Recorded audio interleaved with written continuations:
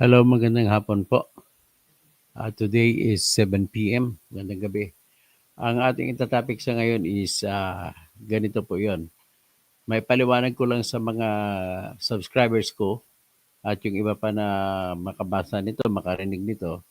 At ang sa gitna ng ang klaro po dito sa ngayon ay delikado po yung namamatay ang impeachment na reklamo laban kay Sara. Yun ay kung hindi magsimula ang impeachment sa ngayon. Kaya po, dapat simulan na. Ang problema po ay nakikita natin na matigas na nanindigan hanggang sa ngayon, pinakahuling statement, si Senate President Sisi Escudero na June 2 sila magsisimula. So kung June 2 sila magsisimula, mawawala na ng saysay kasi kukulangin ang oras. At ano bang mga dapat gawin at bakit kukulangin ang oras? Pwede bang mag-trial ito isang araw, 2 araw, 3 araw? Sa klase po ng sistema sa atin ay hindi po matatapos ito. So bago ang lahat, nais ko lamang po babatiin ulit yung aking nanay na siyang pong birthday niya po sa ngayon, pangalawang birthday niya po sa mundo na wala siya. So ipapakita ko lang ang nanay ko bago tayo magsimula ng ating vlogging habang nag-antay ako ng mga ibang audience. So, yan po yung aking nanay. Namatay po siya June 21. So, June 21 siya namatay. Pero nagkasakit siya noong February 2. Nahulog siya, nahiga na lang siya sa kama, ayaw na kumain. At ang dahilan po ay nung mabasa niya, marinig niya sa TV, yung balita na tinanggalan na ako ng Supreme Court ng lisensya. So, bilang abogado. Although naiyak siya, hindi siya makabangon, wala siyang gana kumain, ay nagsasabi siya sa akin, siya pa nagko-comfort sa akin. Sabi niya, huwag ka maiyak.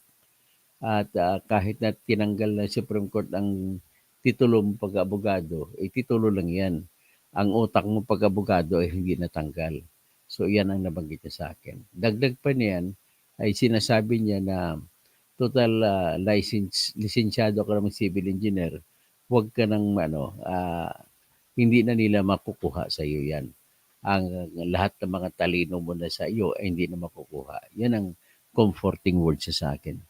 So ngayon, nagkasakit siya, dahil hindi siya kumakain, at umuwi ako doon noong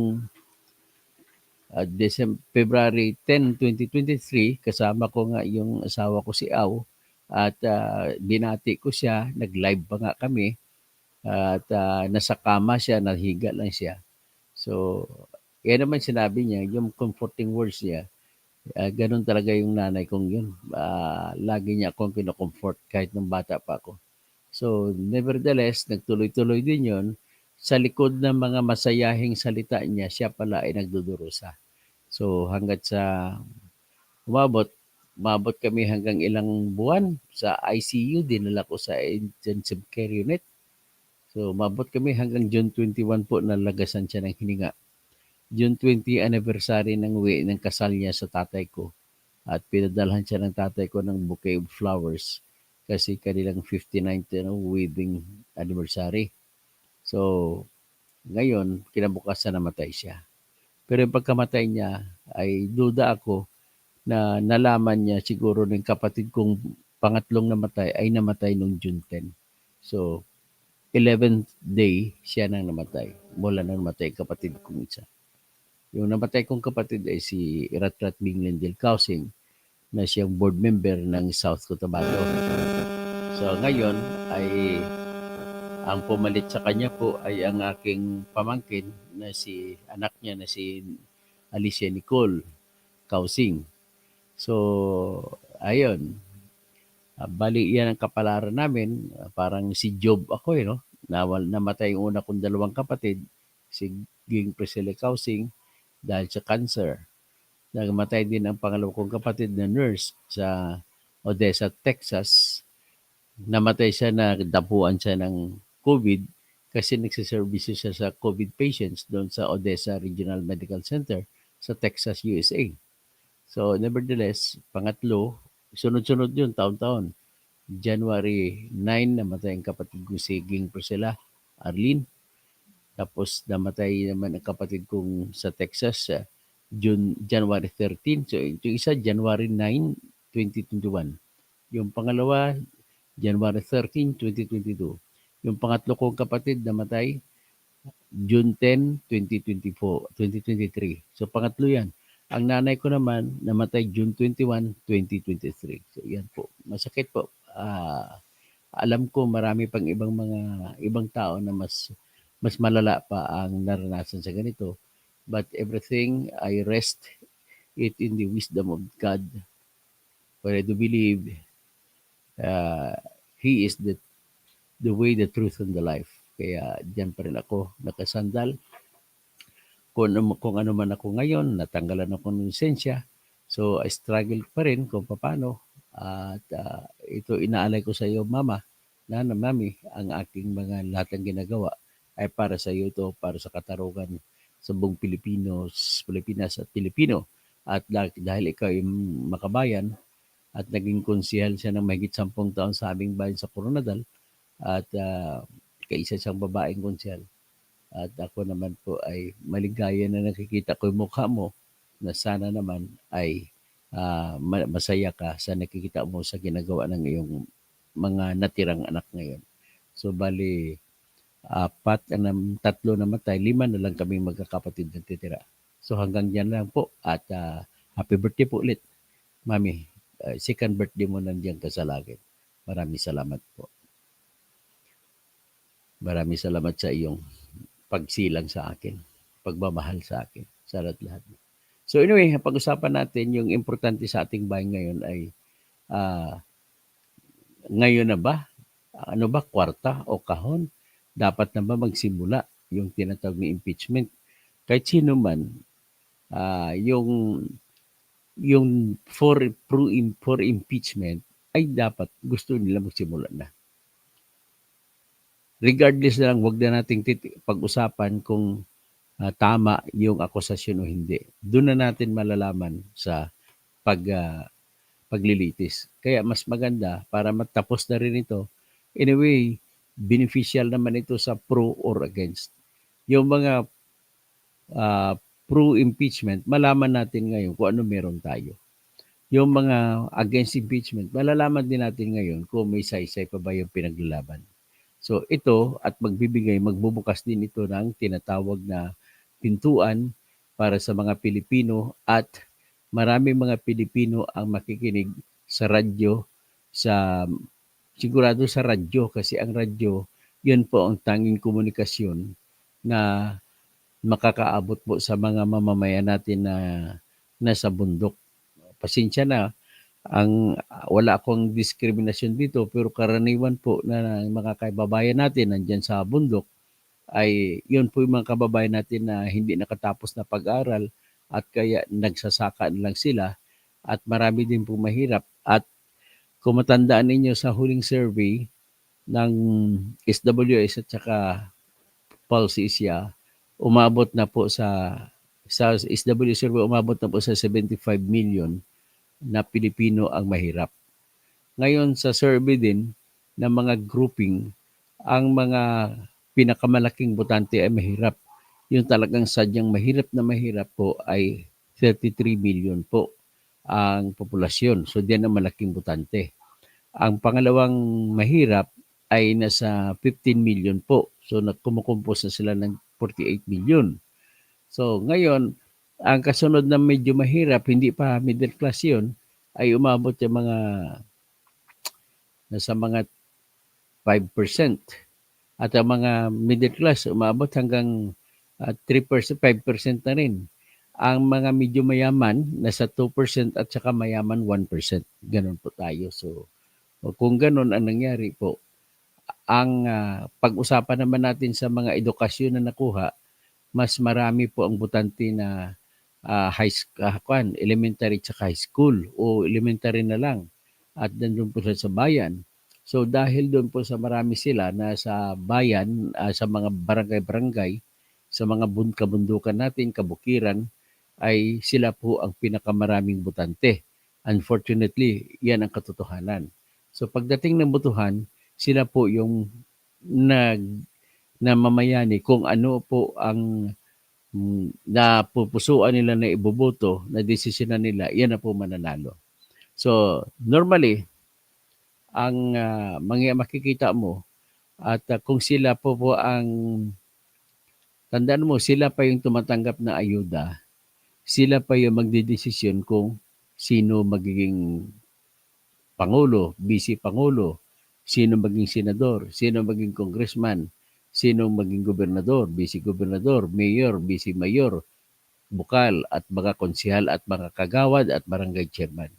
Yan po ang katotohanan na sana pag-aralan natin. Siguro, maganda siguro mag-invest siguro sa kung yung mga masisipag na mga organisasyon mag-invest sa pag-ikot sa buong kabukiran natin na magtuturo kung anong mga magandang kabuhayan para matulungan sila magiging angat ang buhay nila. At magbibigay din siguro ng information campaign at ikot-ikot dapat, mayroon dapat grupo na umiikot sa lahat ng barangay.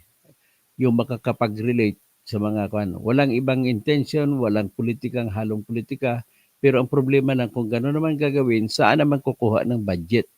Sino naman ang iikot? Kasi kung iasa natin po sa gobyerno natin yan, yung gano'n, ay panay politika lang ni mayor at ni gobernador ang mapupunta dyan.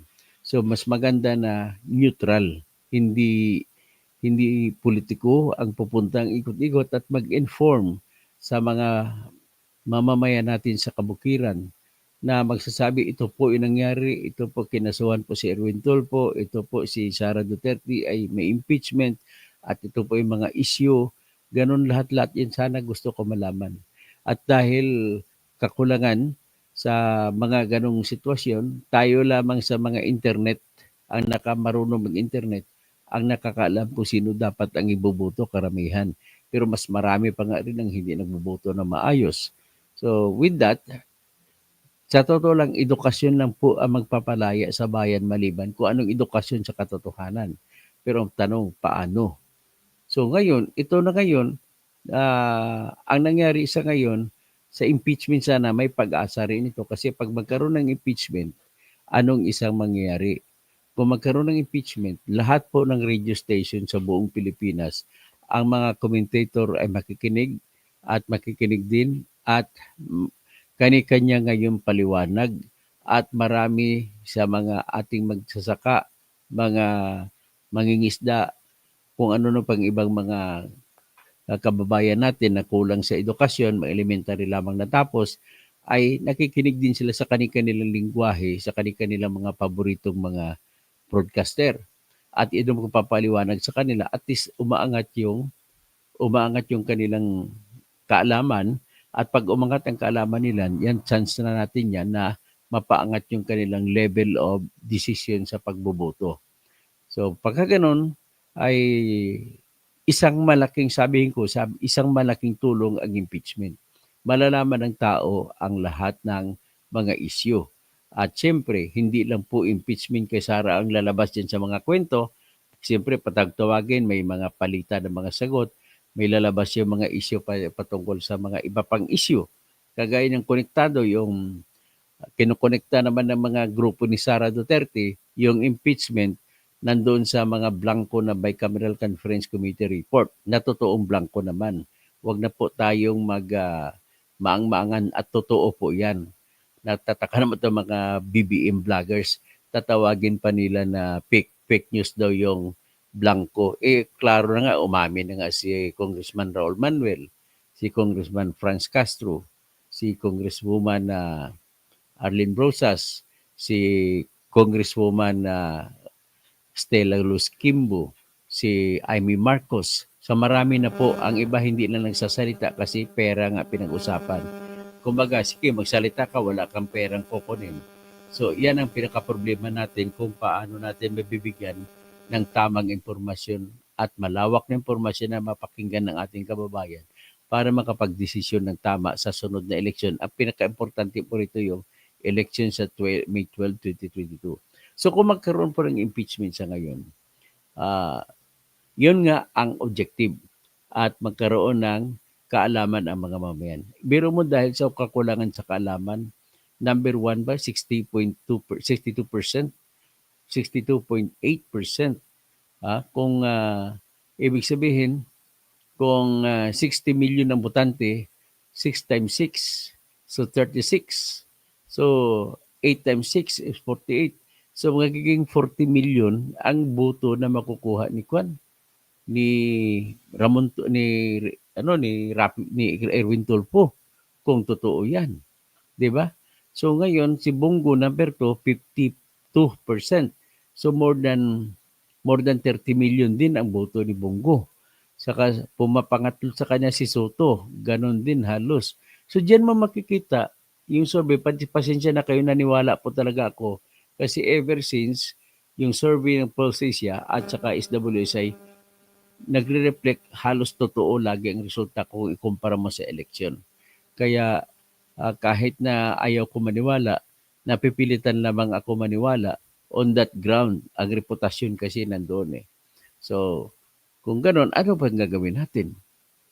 Ang number one problem natin, hindi natin, ang nangyari, bihira lang mangyari sa ating gagawin na pangarap na kung sino iboboto natin ay siyang maiupo. Bihira lang magtugma. So, ibig sabihin, nakabase po lahat kahit bubo ka na kandidato, kahit po ikaw ay abusado na kandidato, kahit po ikaw ay sinungaling, kagaya kay Erwin Tulfo, napatunayan na ilang beses magsinungaling, pero bakit number one? So ang galing naman ng mga mensahero niya, ang galing ng mga siguro branding niya dahil isumbo mo kay Tulfo, parang ganon, problema mo ganito, isumbo mo kay Tulfo, action, andyan kagad. Parang ganon ang sistema. So ngayon, kung ganon, ano bang solusyon natin? Sa totoo lang, siguro dapat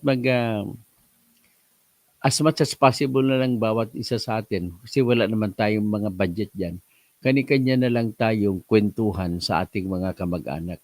At ang kausapin nyo mga kamag-anak nyo po, identify nyo po, pipiliin nyo kamag-anak nyo na kulang ang pinag-aralan at sila doon po kayo magkwento, kasi kung may isa mang taong paniniwalaan yung mga kamag-anak natin ay walang iba kundi sarili niya kamag-anak.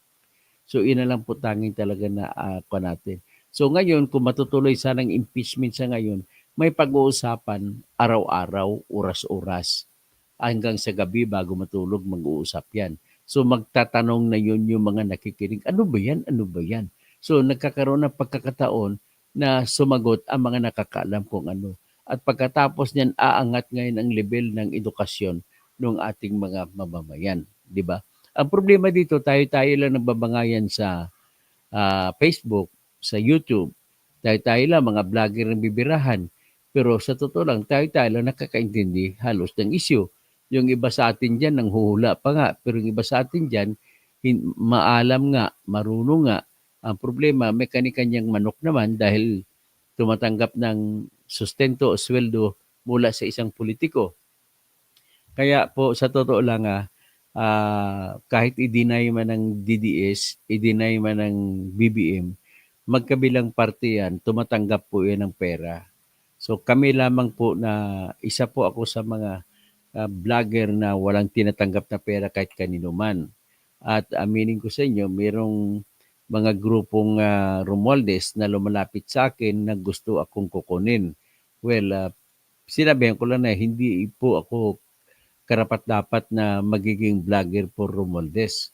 Kasi nga, sinabi ko na lang na ano ako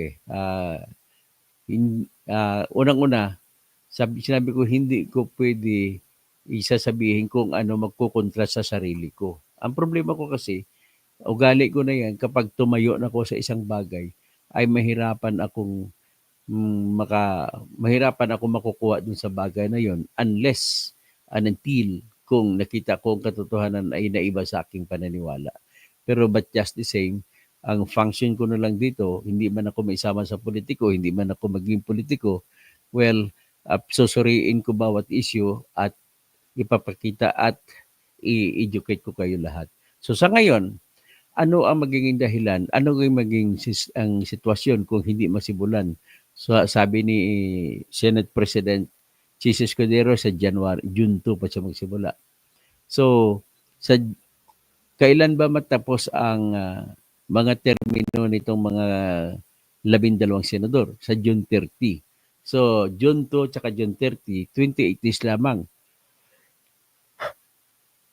Hindi pa natin binibilang dyan yung Sabado at saka Linggo. So, may time pa ba? So, ayon naman kay Attorney Macalintal at saka kay Chis Escudero din, ang unang gagawin kapag magkita sila sa June 2 ay mag-uusap sila na ibabaguhin yung ang Senate impeachment rules.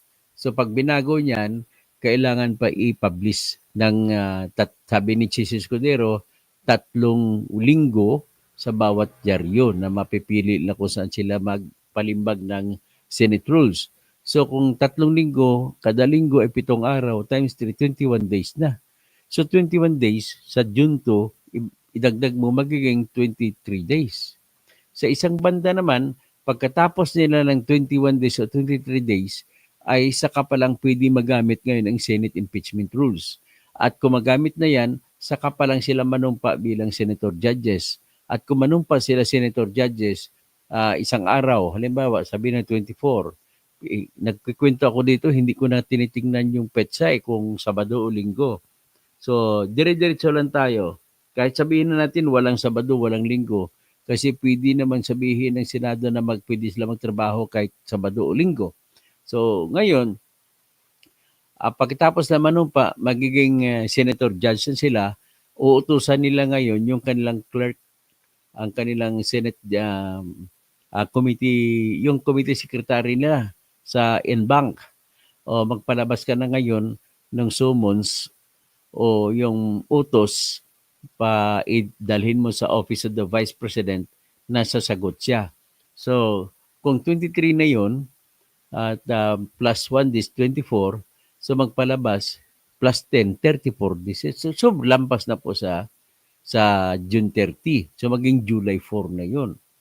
So kung ganun, ang sinasabi po which is, yun din ang resulta ng aking pag-aaral. Ang sinasabi ni Attorney Macalintal, hindi na po pwede na magiging judge ang mga mananalo sa eleksyon ng pagkasenado ngayong May 12, 2025. Kasi bakit? Ibang kongreso ang kasalukuyang kongreso na may 23 senators. So ang 11 dyan sa kanila mawawala. Kasama na kasi matagal lang nawala si Sani Angara. So 11, 12 lahat nawawala. So ang 12 maiwan, papalit ng 12 na bago na hinalal. So sabi ni Tony Mac, which is also my opinion, ang pagpasok ng bagong 12 senador ay magsisilbi na magbubuo na bagong kongreso. So ibig sabihin kung bagong kongreso ay ayon po sa kanilang Rule 44 ng Senate ay pagtapos ng dating kongreso, sa ngayon ang kongreso natin 19th Congress. So pagtapos sa June 30 ng 19th Congress, magpapasok ang 20th Congress, July 1. So pagtatapos doon, lahat ng mga trabaho na nakabinbin ay automatic zero. Yan ay sabi. Which is nakalagay naman po sa Senate impeachment rule, hindi impeachment rule, Senate rules, sa Rule 44, Section 1 to 3. So, yan ang problema. So, ngayon, ina-argue naman na ng iba, kagaya si dating Justice Antonio Carpio, hindi naman makonsidera na legislative work ang impeachment. Iba yan, kaya hindi matatapos. Naniniwala rin si Antonio Carpio na yung bagong senador ay pwede magpapatuloy sa impeachment na sinampa sa ngayon.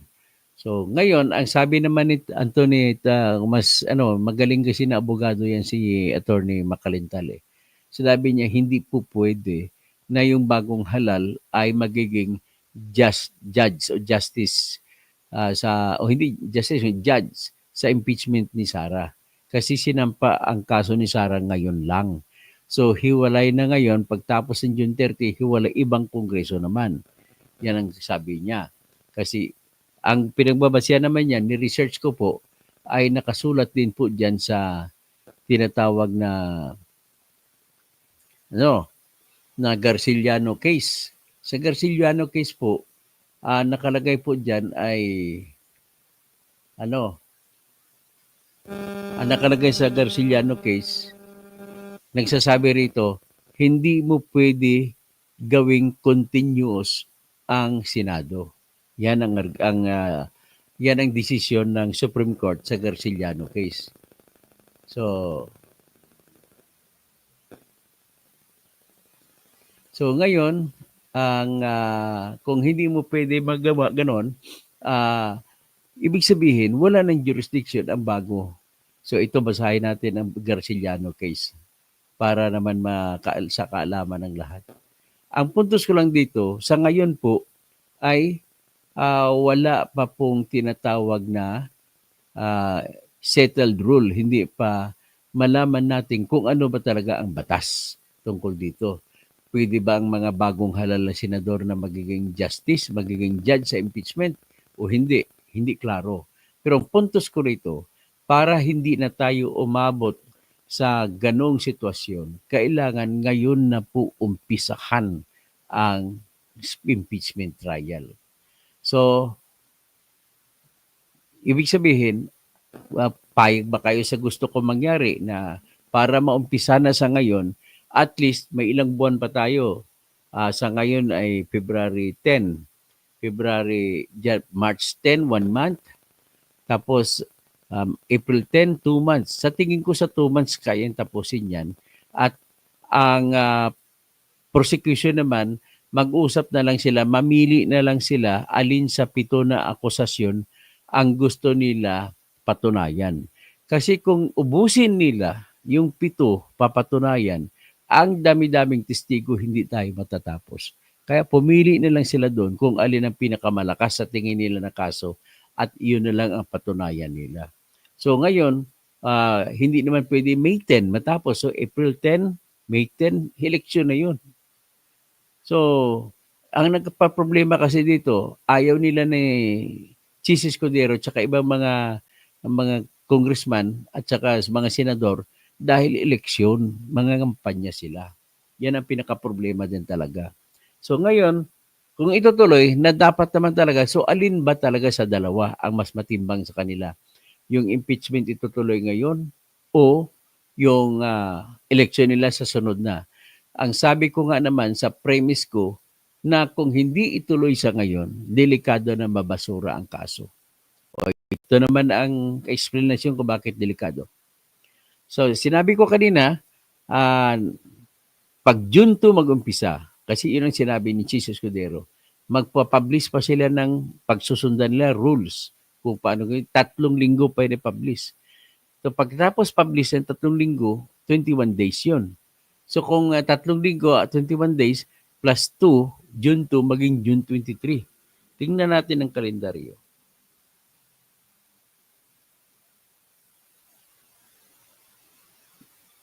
So, titingnan ko ang kalendaryo. Titingnan ko yung buwan ng June. Ito yung buwan ng June. Ang June 2 po ay Lunes. So, kung mag-usap sila, halimbawa, mag-establish sila ng rules ng impeachment, kukopyahin nilang nila ang dating impeachment rules. Ang pinakahuling impeachment kay Corona. So, kopyahin nila yon. So, kung kopyahin nila, may babaguhin lang sila, kagaya ng gawin na lang ang pagpresenta ng testigo ay judicial affidavit na lang, hindi na isa-isa. At ang mangyari na lang ay bibigyan na lang ng pagkakataon na mag-cross-exam ng matindi ang mga abogado ni Sara. So, ilang testigo ba meron sila? sabihin natin kung sa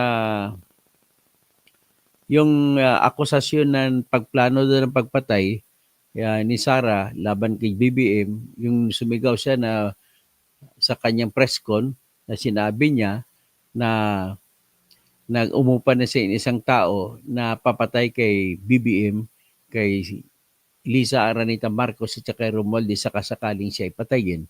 So, kasama number 1 sa akusasyon yan na may balak daw siyang papatayin si Bongbong Marcos. At dahil doon sa balak na papatayin, ay nilabag ni Sara Duterte ang konstitusyon at yan ay nilabag ni Sara Duterte ang tiwala ng bayan.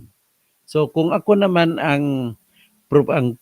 magpo-prove ng position ng prosecution, kasi ang akusasyon yan, mananalo ba yan? Ang duda ko, in my honest opinion, hindi po siya mananalo. Bakit po? Kasi unang-una, ang pagplano ng pagpatay ay hindi nga yan mapaparusahan sa ordinaryong krimen, sa Revised Penal Code. Kasi ang pwede lang mapaparusahan ay yung I plan to kill you, but I can never be imprisoned.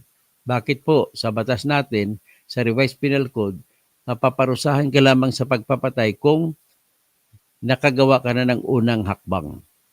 Kung plano lang, wala. Kung makagawa ka ng unang hakbang, ay tawag dyan, at hindi naman makakamatayan, so pwede kang tawagin attempted murder. Okay? Sa pagtangkang pagpatay. So kung plano lang, walang kaso, walang kinukulong sa tinatawag na pagplano sa pagpatay. So next, kung halimbawa, ginawa mo ng lahat para patayin isang tao pero buhay pa rin, frustrated murder ang tawag dyan. Bigong pagpatay. So next, kung napatay mo, ang tawag dyan consummated murder. O di kaya, pinatay na. So ngayon, kung ganun ang sistema, wala pala sa ating Revised Penal Code, walang parusa yung magplano pagpatay, hindi, tumba. Hindi mo pwede, kung walang criminal case, hindi mo pwede sabihin na naglabag sa konstitusyon. At hindi mo rin pwede sabihin na naglabag sa tiwala ng tao. Bakit? Ang tiwala lamang ni Bongbong Marcos ang nilabag ni Sara, hindi tao. So kung ako naman ang prosecutor, hindi ko nagagawin yan. I-drop ko na yan. Saan ako para mabilis ang takbo? Saan ako matuloy-tuloy? Di ba? So kung ganun, ilang araw yan, tanggalin na yan. So dito na tayo tututok ngayon sa confidential fund. Ilan bang testigo nila sa confidential fund? Ang dami nila, no? Yung kuwa, mga dalawang kuwa. Tapos si Salarda, si sino pang isa? Mga dalawang disbursement officer. So 4. Mayroon pang yung sundalo na si Colonel Lachica saka si Colonel Nolasco na sa kanila binigay ang pera. So patawag sila para tumistigo kung saan talaga napunta ang pera. So meron pang, so ibig sabihin, hindi bababa sa 10. So sa 10 na imagine mo kada testigo sa isang araw na iring umaga. Yung umaga, pwede ka makapag-present sa mabilis na paraan, 5 testigo. So sa hapon, 5 testigo. So 10 testigo sa unang araw. So kasunod na araw, may iba pa. So ano pang ibang akusasyon? Ang problema ko dito, napakaraming akusasyon. So mamili dapat sila. So kung yan ang pipiliin nila, pwedeng 2 araw matatapos ang hearing. Okay? Sa paglilitis yun, sa pagpresenta ng ebidensya. So kung June 2 tayo magsimula at magpapublish ng 3 weeks, so June 23 at June 24, manunumpa ang mga senador na sila ay magiging senator at saka utusan nila ngayon on the same day na lang ang secretary ng Senate na in-bank na magpadala ng summons kay Sara Duterte. At sumagot siya sa ilalim ng konstitusyon natin, sasagot siya ng 10 araw. So 10 araw, June 24 plus 10, July 4 na. So sabi ko kanina, paglampas na ng June 30, bagong Senado na, wala nang jurisdiction, wala nang authority yung bagong Senado. Kaya, delikado talaga, sabi. Kaya sa akin naman, para hindi na masubukan yung pagkadelikado, dapat ngayon na mag-trial. So kung sabi ko, kung magsimula February 10 ngayon, 11 bukas. Sa February, tingnan ko ang kalendaryo ng February. So nakalagay sa February, 11 bukas, Martes. So 12 bang palabas sila ng bagong rules kasi kailangan pa i-publish. So kung 12, ang unang araw pag-publish ay 19. So 12 tapos 19, pangalawang linggo. Pangatlong linggo, 26, February 26. So February 26, sa March 5 o March 3, 4, 5, pwede na sila ngayon magkaroon ng ipasagutin si Sara Duterte sa March 3. So, may 10 araw si Sara Duterte sumagot sa ilalim ng konstitusyon. So, plus 10. So, March 13, sasagot si Sara. So, ang March 13 po ay Huwebes. So, March 14, sasagot pa yung House of Representatives. So, plus 5 days. 5 days na lang. So, 1, 2. So, magiging 18, February 18. Sasagot ang House of Representatives at sasagot din si Sara plus 5. So, plus 23. So, ang 23, Sunday. So, 24. Sasagot si Sara. Pagkatapos ng sagot, schedule na kagad mga 26 ang pre-trial na tinatawag. So, mag-pre-trial sila. Hindi pa pre-trial, kundi pagbabasa pa ng akusasyon. So, pwede na magbasa ng akusasyon sa 26. At ang pagbabasa, may option naman si Sara Duterte, pwede siya dumalo at babasahan siya, harapin yung kaso. O di kaya, hindi siya papunta at babasahin na lang sa abogado niya at ang abogado niya magsasabi na, sige, not guilty kami. So kung not guilty, tutuloy ang trial. So 27, ay hindi pa magkaroon ng hearing yan. Ang mangyari niyan is 28, mag-usap-usap pa, preparasyon sa trial. So April 1, magsimula ang hearing. So kung hearing, ang proseso ng impeachment court ay ang unang presentasyon ay tinatawag na opening statement.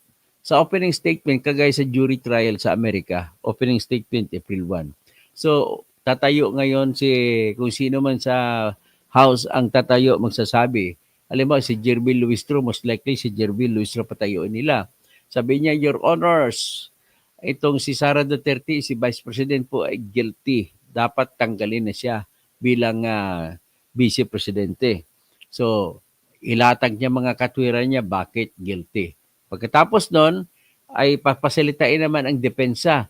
Your Honor, hindi pwedeng tanggalin sa sabihin guilty si Sara Duterte kasi kulang-kulang po yung ebidensya ng House of Representatives.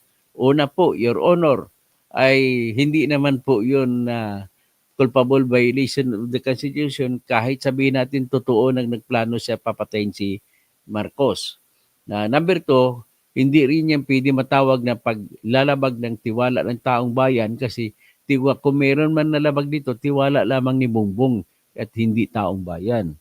So, ang kasunod nila, yung mga confidential fund naman po, Your Honor, ay hindi mo matatawag na guilty si Sara sapagkat po may karapatan naman si Sara sa pagbibigay ng kanyang mga ebidensya kung paano ginasta yung tinatawag na confidential fund.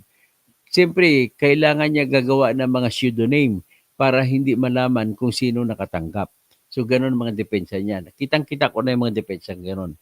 So, at saka sabihin niya, doon naman po sa salin, ganun. Ang salin kasi yun, galing doon sa aligasyon ni former Senator Trillanes na may nakuha siyang listahan ng mga bank accounts ng mga Duterte. At may salin pa daw sila. So, those are many matters. So, marami silang expectar mo na marami mga testigo ilalabas.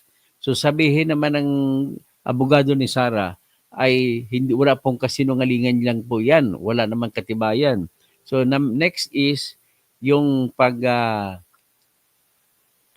yung pamimigay daw ng pera sa Department of Education Undersecretary. Kagaya doon si Morales yung isa. So, yun naman, ang depensa naman ni Sara dyan, narinig ko na yan, sabi niya, yung pera niyan ay galing yan kay Lisa Aranita Marcos at pinapabigay ni Lisa Aranita Marcos sa mga sekretary. So kung ano man yun ay wala akong alam.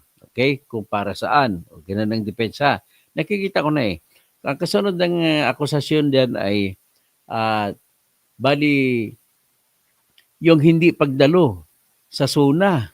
Yan ang biro mo pati pagdalo sa SUNA, sabihin ngayon ng abogado ni Sarah, hindi naman po, wala naman po ano, saan ka ba makakita karapatan naman ng tao kung dadalo sa SUNA o hindi? Bakit sasabihin na paglabag sa tiwala ng taong bayan yan? At bakit sasabihin na paglabag yan sa konstitusyon? At bakit sasabihin kung high crime yan, hindi man crime? So karapatan ng sinuman kahit opisyal ka pa na hindi dumalo sa SUNA ni Marcos. Next is, yung nagrally daw si Sara ay kailangan daw si impeach. Meron bang ma-impeach, mag-rally ka lang? Yan naman ang sasabihin ng abogado ni Sara. So ngayon, pagkatapos na may isa pa siyang akusasyon dyan, yung sinabi niya, yung sa SUNA na hindi siya nag-attend, ay sinabi niya na siya po ay designated survivor. At saan ka ba makita, pati pelikula na tatama dito.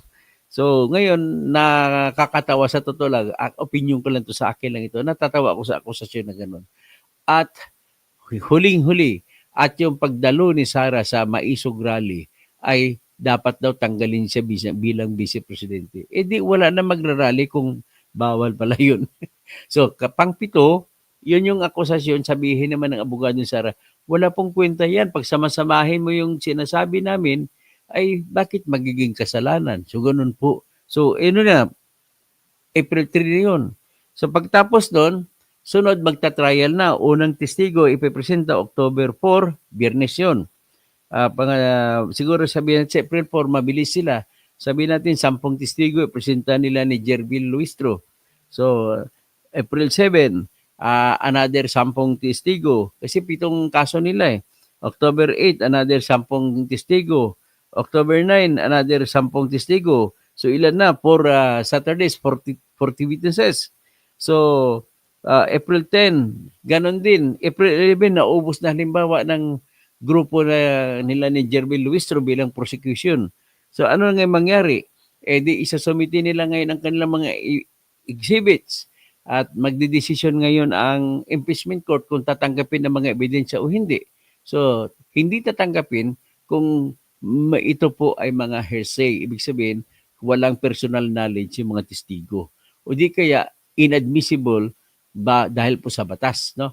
Halimbawa, gaya nito, hindi mo pwedeng gamitin ang testigo, ang testimonya ng asawa mo laban sa iyo. Hindi pwedeng gamitin 'yon sapagkat may tinatawag na spousal privilege. Hindi rin pwede gagamitin ang pari na titistigo kung ano ang kinonfess ng isang nag-confess. Kasi may tinatawag dyan na priest and confessor's privilege. Hindi rin pwede gagamitin ang testimonya ng isang abogado laban kay Sara kung naging abogado ni Sara na kung saan ay binanggit ni Sara nang siya ay naging abogado ay ganito sinabi niya kasi may tinatawag na client-lawyer relationship. So marami pang iba na bawal na testimonya na kunin. So in that sense, malalaman ngayon kung mag-rule ang impeachment court kung alin ang tanggapin. So nasaan na tayo ngayon? Nasa 15, 16. So mag-umpisa naman ngayon presentasyon ang depensa si Sara 16, 17, 18. Sa totoo lang, pilit na pilit kaya. Pagkatapos, by April 30, magdedesisyon. Oh, kung umpisahan lang ngayon sa pilitan, kakayanin. Ha? Yan ang aking lang. Tapos, May 1, patuloy sila sa mga kampanya sila para sa election sa May 12. So, yan po ang sitwasyon. So, ngayon, pag hindi pa mampisan within the week, ano na tayo, bagsak na po yan. So, kailangan natin talaga umpisan ito sa ngayon. So, in other words, this is a defining moment for our country. Naniniwala po ako na maraming ma-educate na mga botante pag magkaroon ng tinatawag na impeachment trial. So kasi tututok lahat to para itong telenovela eh. So dito ngayon, maubos yung mga pagkikinig ng mga mamamayang Pilipino makikinig sa mga pangyayari sa mga palitan ng mga testigo, palitan ng mga tanong. So naniniwala po ako na sana itutuloy. Kaya ang akin ngayon nakikita dito, sobrang delikado kung susundin natin si Chis Escudero na magsimula pa sa June 2 ay wala na pong pag-asa. Kasi ang nakikita ko diyan, gagamitin niya ng abogado ni Sara na bala o dahilan para i-questionin sa Supreme Court yung pagpalit ng bagong mga senador. Okay?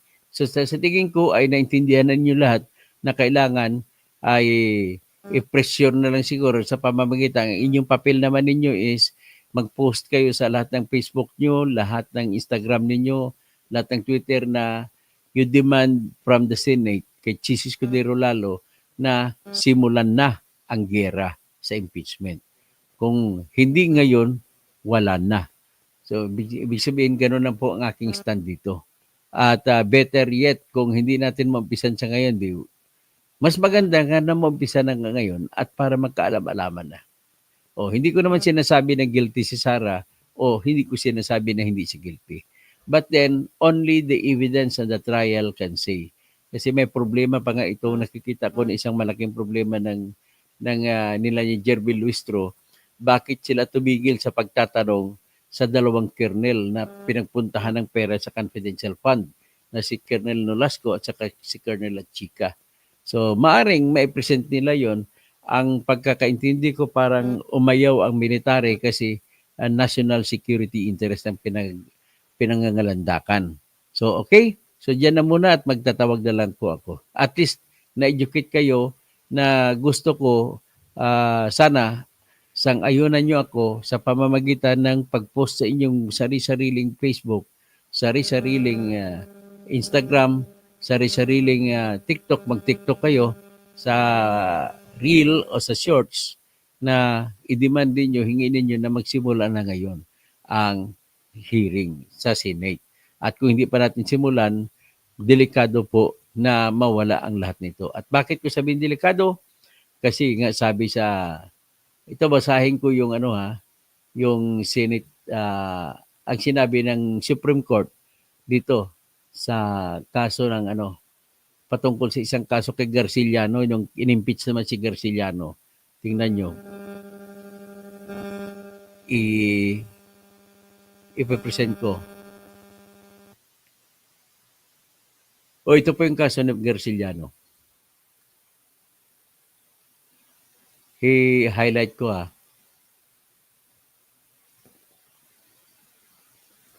O, sinabi rito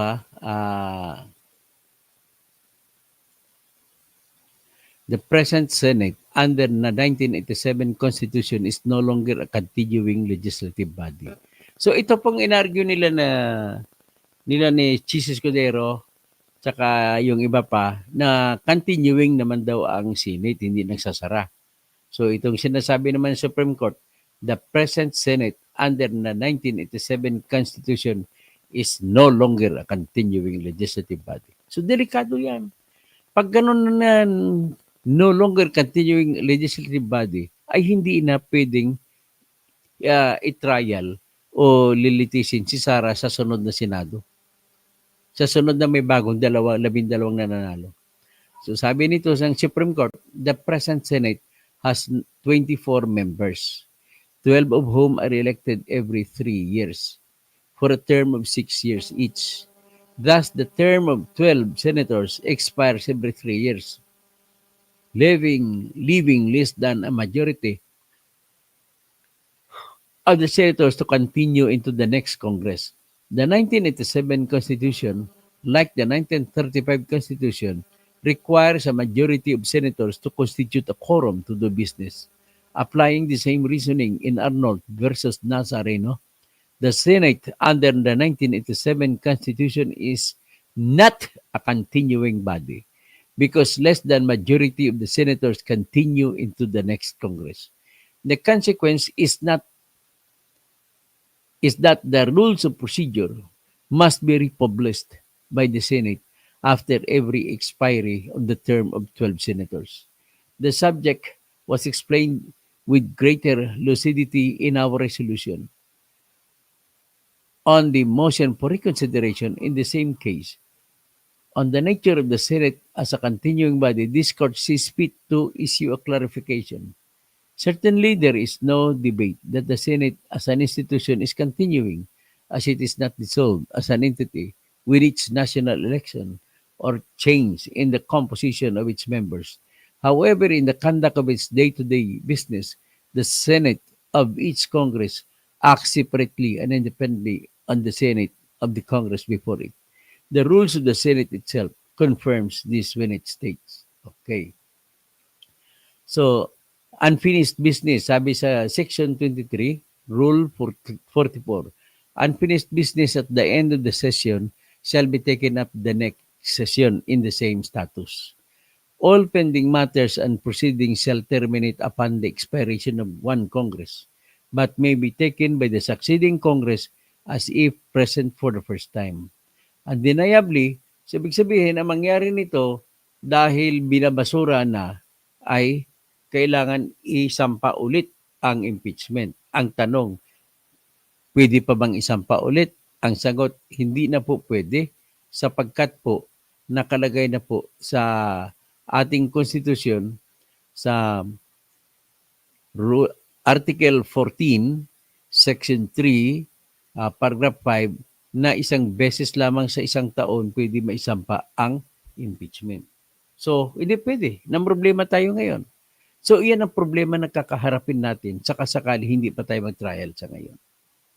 So, ang isa pa, yung argumento ni Chis Escudero kung bakit kampante siya, sa sinasabi niya, ikagaya ng court, yung Supreme Court, nag-resign ng iba o natanggal ang iba o di kaya nagretiro. Handun pa rin ang Supreme Court. So, papalitan lang ng bago, tuloy-tuloy pa rin yun. At pwede yung kaso mo na isampa ay tuloy-tuloy na titingnan. Yan ang sabi niya. May isa pa siyang example. Yung korte, mas malala pa yung RTC. Iisang judge lang.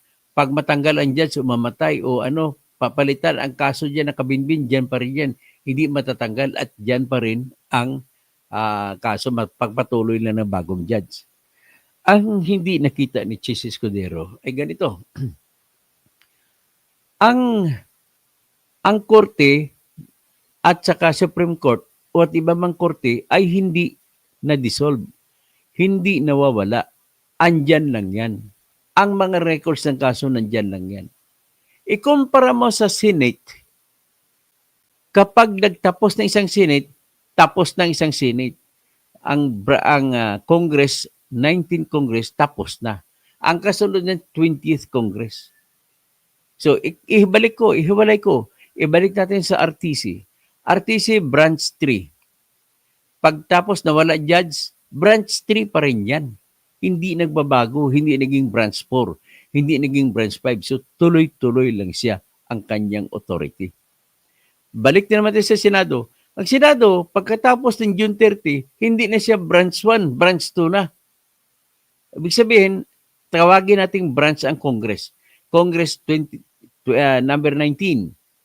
At saka papasok na bago Congress number 20. Kung papalitan natin ang Congress, Branch 19. Papasok sa Branch 20. So magkaiba yun. So ayaw kong pumasok sa sitwasyon na yun na mababasura lamang ang pinaghirapan ng Quadcom, ng Committee on Good Government, na mababasura ang kaso laban kay Sara na walang kalaban-laban. Okay? Ganon lamang po ang sitwasyon. So therefore, there is still a wisdom that we should, sa pamagitan makakatulong po kayo, sa pamamagitan mag-shout out kayo, Chis, umpisahan na ang impeachment sa ngayon. Huwag na sa June 2. Gawin nyo na February na. Ganon ang i-shout nyo. Let's start impeachment now, not June 2. Yan ang pagkasulat nyo. Simulan ng impeachment ngayon, huwag na sa June 2. Ganon ang pakiusap po sa inyo na ipopost ninyo sa inyong mga Twitter, mga Facebook timelines, sa inyong Instagram, sa lahat-lahat na kung ano bang meron kayong mga tinatawag na social media platform. Okay? So, yan po ang ating iniisip. Ngayon, sa atin naman, makakatulong ako pag may pera ako, ay magsasampa po ako ng petition for mandamus sa Supreme Court na utusan ang Senado na mag-umpisa na ng trial. Kasi delikado nga, pag inabot pa ng June 30, wala na, hiwalay na yun. Yun ang idadalhin ko sa Supreme Court. So magandang gabi po sa inyong lahat. Tatawagin ko muna kayo isa-isa. Ay, ito si House of Crooks. Good evening po, Juan de la Cruz. Hindi mag-umpisa yan ngayon kung maraming distraction na ilulutang. Manila LB, ang bait mo pala, Dok Toto. Pagaw Baker, present sir. Good evening po, Dr. Engineer Attorney Toto Kausing. Kaya natin to. Fee Abakahin ako niya. Happy birthday sa mami mo, Dr. Toto. Waldenberry, inaanak. Good evening, Ninong. Happy birthday sa mama mo. Talagang hanggang ngayon ay number one pa rin si Erwin Tulfo, pati si Bungo. Ay ano na ba nangyayari sa survey na yan? So, Humita Caro Carlon, nakakaiyak man. Waldenberry, kawawa ang mga Pilipinas kapag yan ang Tulfo, T3 ang mananalo. So, Imor watching in Tarlac. Good evening po, Imornival, dyan sa Tarlac at saka sa La Union, no? Raul Kalinog, nakakalungkot na ang mga senador natin ngayon, duwag. Black Spider, Katoto, gusto mo ba ma-impeach si Inday o hindi? Hindi na, ganito kasimple, kung may kasalanan siya, impeach siya. Ha? At malalaman natin ma-impeach siya kung nasa trial. Doon natin malalaman yan. Ibig sabihin, neutral ka pa rin kung sumisigaw ka na simulan na ang impeachment. Hindi ibig sabihin na lahat ng tao na gusto impeachment ay kagad-agad ay kontra na kay Inday. Hindi po. Depende po sa ebidensya niya na lalabas. Okay? Kasi pag sinabi mo kontra o pabor ako kay Inday, parang pinangungunahan ko na ang testigo, ang mga ebidensya ay mga testigo ay sapat na para magiging guilty si Sarah. In fairness to her, let us give her the benefit of the doubt. Ganun lang kasimple.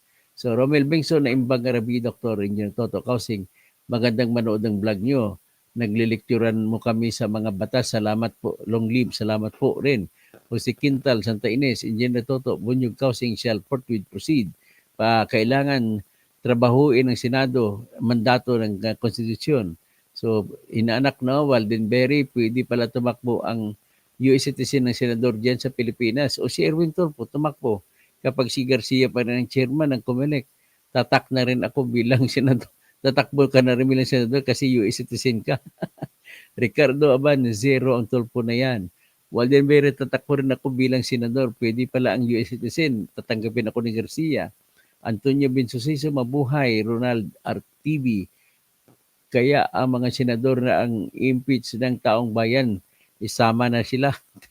Vicente Ferrer, kung mababasura ang impeachment ni Sara, is sinatong Escudero to blame? Yes.